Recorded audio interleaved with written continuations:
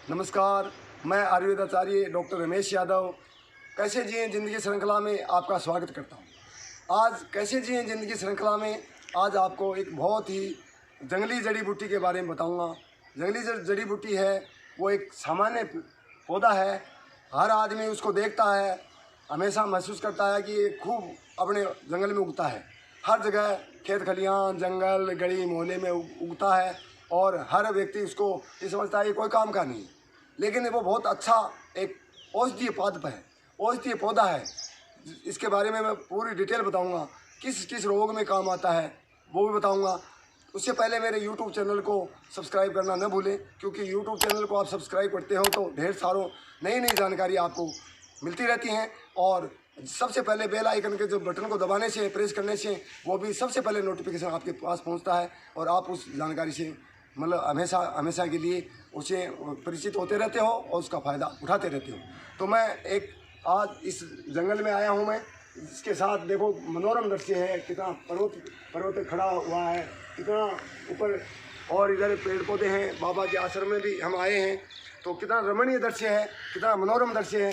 तो मैं आज आपको परिचय कराता हूँ एक पौधे से, एक जंगली पौधे से। उसका नाम है, ये देखो, आक। आक के बारे में आपको परिचय कराऊंगा कि आक किस किस औषधीय पादप के रूप में काम आता है। इसका दूध है, इसका जो फल है, फूल है, तना है, ये किस किस रूप में काम आता है। इसके जो पंचांग है वो भी काम आता है। पंचांग में फल, फूल, पत्ती, जड़, तना सब कुछ पंचांग में माना जाता है। तो ऐसा करके इसी के साथ कहा जाता है अपने देश में, जिस देश में आक, नीम और धतूरा होता है।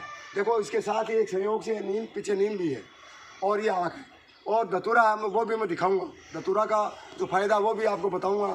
तो जो आक है ये एक है तो सामान्य पौधा, लेकिन वो बहुत इस औषधीय पौधों से, औषधीय गुणों से भरपूर है।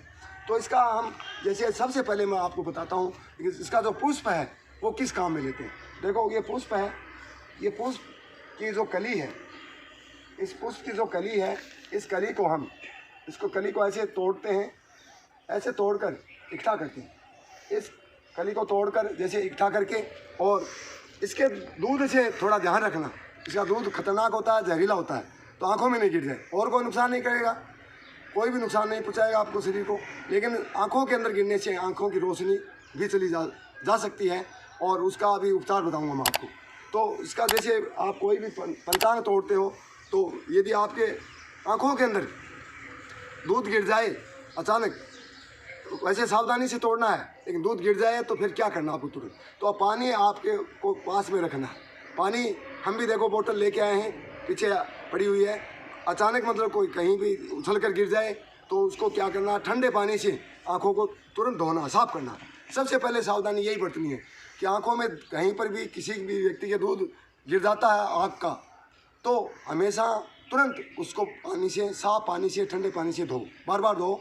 उसके बाद में एक गाँव के अंदर कहते हैं, गाँव में प्रचलन है, हमने तो कभी आजमाया नहीं इसको, लेकिन कहते हैं कि जो बाजरा है उसको भी हम दांतों से चबा चबा कर उसका जो थूक निकलता है, उसका जो रस निकलता है, उसको कपड़े से छान कर और उसको भी हम आँखों के अंदर डाल सकते हैं, उसे भी तुरंत राहत मिलेगी। लेकिन सबसे पहला जो उपचार है, फर्स्ट एड है, वो हमें यही प्राथमिक उपचार यही करना चाहिए कि सबसे पहले आँखों में यदि आँख का दूध गिर जाए तो हमें ठंडे पानी से उसको धोना चाहिए, तुरंत उसमें अपने राहत मिलेगी और आँख का जो दूध है वो नुकसान नहीं पहुँचाएगा। तो ऐसे करके इसकी जो कली है मैंने बताई आपको, ये कली है, इस कली को हमें तोड़ना है। और जो पुष्प चक्कर ऐसे देखो, ये बहुत ही अच्छे सुंदर दिख रहे हैं, ये पुष्प चक्कर, इनको देखो ऐसे तोड़ना है। ये चक्री है, इस चक्री को ऐसे अलग करना है, ऐसे चक्री को अलग करके, और यदि इसको, इस चक्री को, पुष्प चक्र है, पूरे पुष्प को नहीं खाना आपको, इस पुष्प, ये ऐसे करके ये जो पुष्प चक्र हैं इनको अपने शुरुआत में जैसे दो पुष्प चक्कर लेना है, 2 पुष्प चक्कर लेना है। और उसको कैसे खाना है, ऐसे सीधा भी चबा कर खा सकते हो, और उसको जैसे केला है, केले के अंदर उसको बीच में से चीर कर केले के अंदर डालकर भी खा सकते हो। ये आपको खारा तो नहीं लगेगा, लेकिन जैसे कोई शरीर के अंदर कहीं पर भी दर्द होता है, शरीर में कहीं पर भी कोई नस ब्लॉक होती है, दर्द होता है, उस दर्द में ये बहुत अच्छा एक रामबाण औषधि का काम करती है, बहुत अच्छा काम करती है। और वायु को जैसे बादी बाय बोलते हैं हम देसी भाषा में, उस बादी और बाय को ख़त्म करता है। बहुत अच्छा औषधि पौधा है। उसके साथ साथ यदि आपके कहीं पर भी घुटनों में दर्द होता है, घुटनों में दर्द होता है, तो इसके पत्तों को हम ऐसे तोड़ते हैं। मैंने बताया आपको सावधानी रखनी है कि इसका जो दूध है, देखो ये दूध जो गिर रहा है, ये दूध है, इसका विशेष आपको सावधानी बरतनी है। देखो ऐसे इसका दूध गिर रहा है, ये देखो कितना दूध है, इसमें भयंकर दूध है। लेकिन ये दूध है एक औषधीय गुण है, इसमें बहुत अच्छे अच्छे औषधीय गुण हैं। लेकिन इसको आँख से बचाना है बस केवल। बाकी ये पात भाई औषधियों से भरपूर है, इसका पंचांग है, पूरा काम आता है। और इसका जितना दूध है वो उतना ही इसमें फ़ायदे।